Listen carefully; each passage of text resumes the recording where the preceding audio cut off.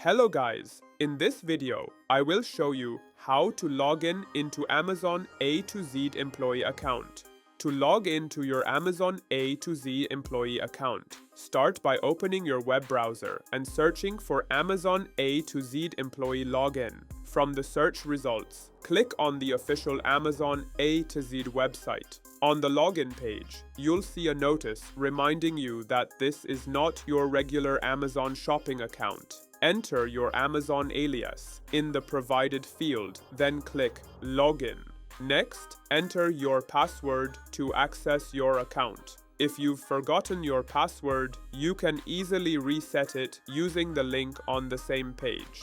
Once you've entered your credentials, click Login again, and you'll be successfully signed in to your Amazon A to Z employee portal. Don't forget to like this video, subscribe to our channel, and share it with friends for more useful mobile and tech tips.